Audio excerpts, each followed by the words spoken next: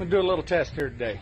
A lot of people are saying they're getting headaches and stuff from wearing the mask that they're requiring us to wear pretty much everywhere we go. And I'm going to test oxygen level under a mask using an OSHA approved air quality monitor that tests for oxygen levels, hazardous gas levels, LEL, CO, NH3, H2S, stuff like that. This monitor is bump tested every day. It's calibrated every 30 days. OSHA requires 19.5% oxygen to work in a space. Look it up. Normal oxygen levels is anywhere from 20 to 21, right in that area. So I'm gonna do a little test here. I'm gonna put the sampling tube at the corner of my mouth, and I'm not exerted, I'm just standing here. So we're gonna put it right here.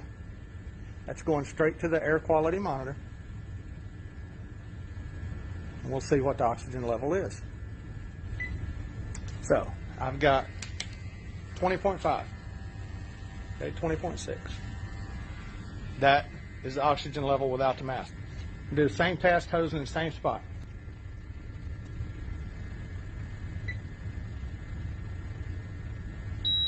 You can hear the alarm going off. That means that there is a hazardous atmosphere.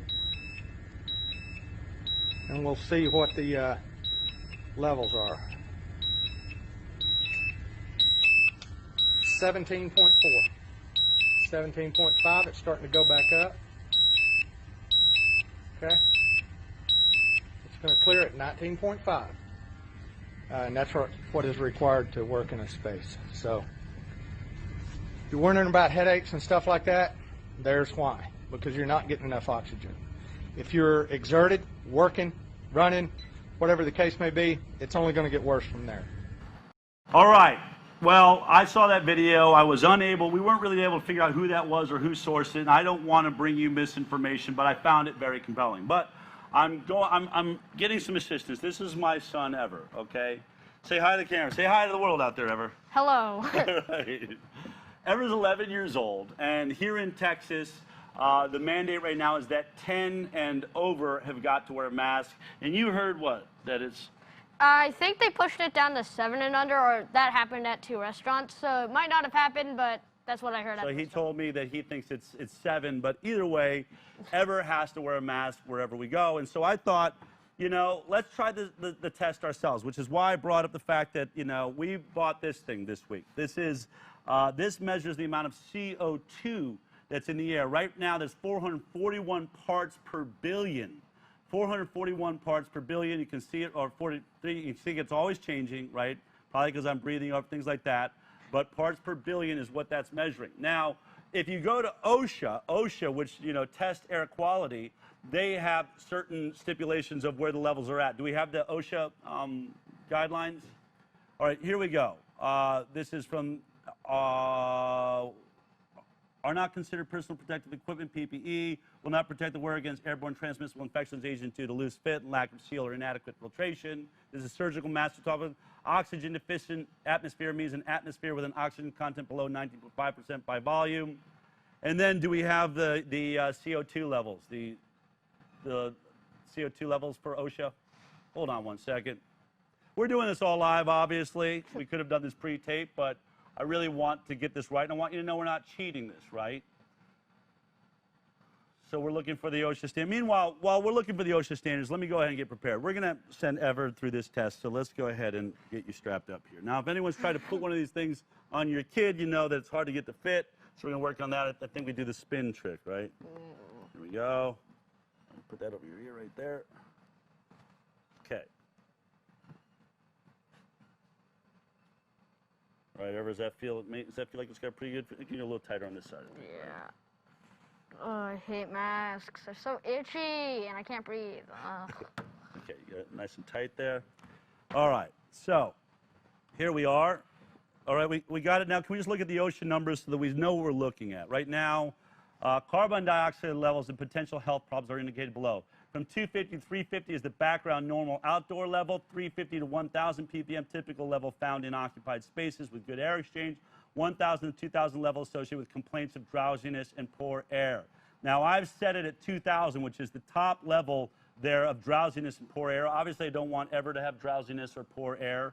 Let's look at the rest of it. Let me read the rest of those numbers while we're there. 2,000 to 5,000, level associated with headaches, sleepiness, and stagnant, stale, stuffy air, poor concentration, loss of attention, increased heart rate, and slight nausea may also be present. And then 5,000 ppm or more. This indicates unusual air conditions where high levels of the other gases also could be present. Toxicity or oxygen deprivation could occur. This is the permissible exposure level for daily workplace exposures, meaning do not hit 5,000. All right, here we go. Right now we're at 848.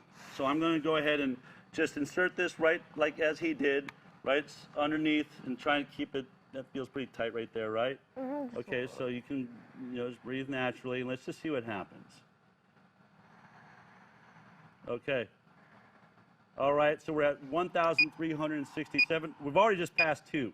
So now we're in the place where he can be having headaches. He can be, we're at 3,786. Look at this. We've just passed 5,000. Now we're in the toxic level. Right now we could be doing this 7,000 inside this mask of the CO2. 8,000 parts per billion. And now this thing's gone off the Richter scale, folks. It can't even register how high the CO2 levels are inside. And look how many seconds that was. I mean, in just a few seconds inside of that mask, we are way off of any OSHA scale. All right. Can I just... Yeah, you want to take that off? All right, just in case you're thinking to yourself, well, that was a really good mask. That was an N95 mask. Just before the show, we tested a couple of different things that you may be putting on your baby or on your child. Just take a look at the other things that we ran with this CO2 monitor. Take a look at this.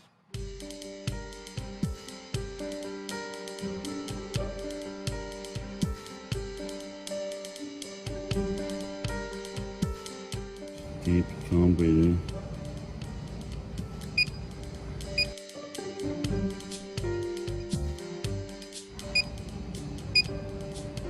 I think we got the idea right. I think we noticed. All right, let's try this one. Plastic face shield. Just breathe, Ever.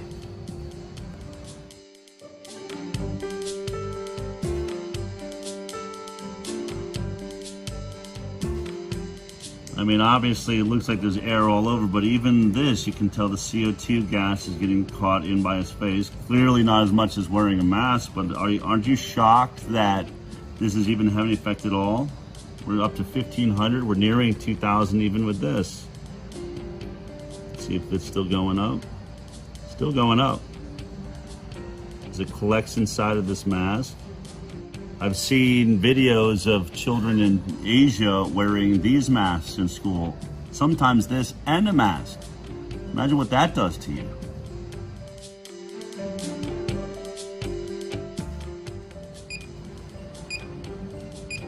So we've hit 2,000, which is now we know is not safe for any school or any workplace environment.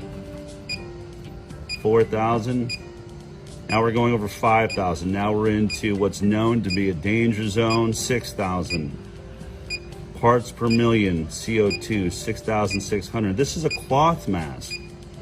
I thought when I was wearing a cloth mask that this was actually safer.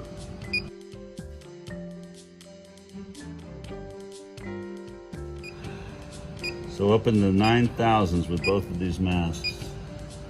Upper 8,000s. Unbelievable. Totally unsafe.